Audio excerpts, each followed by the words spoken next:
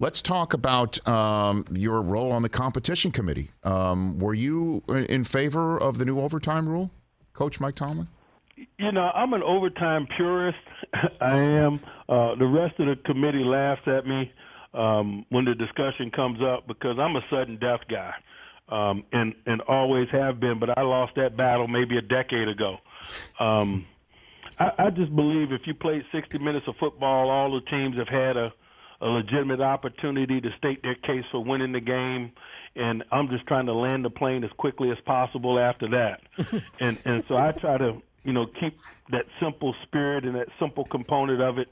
But obviously, based on what has transpired, something needed to be done relative to last year, and I was for what we decided. But largely, when you're talking about the subject of overtime, in spirit, I'm a sudden death guy. What do you mean they were laughing at you? Who laughs at Mike Tomlin in a competition committee? What are you talking about? They were laughing at you. I get laughed at often, Rich. I'm with you though. We're purists too. I'm with you because in the same playoff last year, and I know you were referring to. In light of what happened between the Bills and the Chiefs. Next week, Chiefs in overtime again got the ball first again, but the Bengals picked them off in a way that the Bills couldn't. And the next week, it was a different outcome, but the same scenario. So I'm with you as well.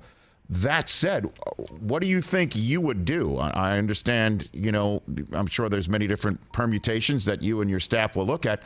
Don't you think it would be better now to get the ball second in overtime as opposed to getting it first, even though getting it first would guarantee you an extra possession if you are all square after the first go-round, Coach? Yeah, I think the conventional approach moving forward is going to be to play second, so you know the parameters of your decision making. Right, because you want to. If you've got to go for it if you get the ball first, you're not going on it on 4th and 7 from your own 25, right? I mean, you're gonna punt and play defense. But if you get the ball second and you have to score, of course you're going to go for it 4th and 7 on your own 25. This is an unintended consequence. I don't know.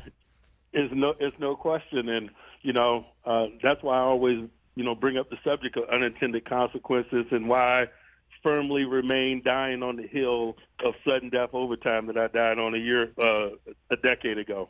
So I know I might be putting a crimp in my plan here that I've been constantly pounding the table for, but you are on the competition committee and I'm going to take my shot here. I think we should change the rule that if you fumble into and through the end zone, the ball goes to the defense. There should be some sort of a reverse touchback or a 10-yard penalty, and the team that fumbles through the end zone still gets the ball from the same down, but maybe not the same distance. What do you think, Mike Tomlin? I understand, why that topic is so debatable. But for me, I like the rule as it is. I like the emphasis that it puts on ball security and the fact that you should secure the ball as you search for the line to gain.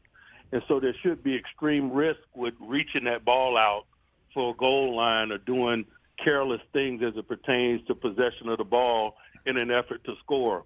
We're all trying our best to score. We're all trying our best to prevent scores.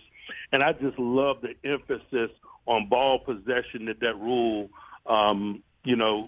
has on those that, are carrying it. Okay, so would I be laughed at in the room of the competition committee if I brought that up? Would I get the laughter response? Yeah, you probably would, but it wouldn't be indicative of anything. Thank you, Coach. There's the common decency you were just referring to moments ago. I appreciate being on the business end of that. What about the taunting rule? Did you like the way that it was adjudicated last year, Coach Tomlin? I did. I think it was called 61 times. I think we reviewed them all. I think it was 4 that we wish hadn't been called. Obviously, those 4 or 5 get a lot of the attention, but you can't argue with the spirit of what we're trying to get done. We need to own the responsibility that comes with being great examples for for young people that are involved in the game. Was one of those that you wish wasn't called? Was that Cassius Marsh of the Bears staring in at your bench? Was that one of them? I reserve my opinion because I was directly involved, but other members of the committee were really comfortable with the way that play was officiated. Was he staring at you? Is that what you're saying, Mike? Was he staring at you, Cassius Marsh? He probably was. Okay, very good. Hey, you watched all the way to the end. Thanks for that. Watch more right here.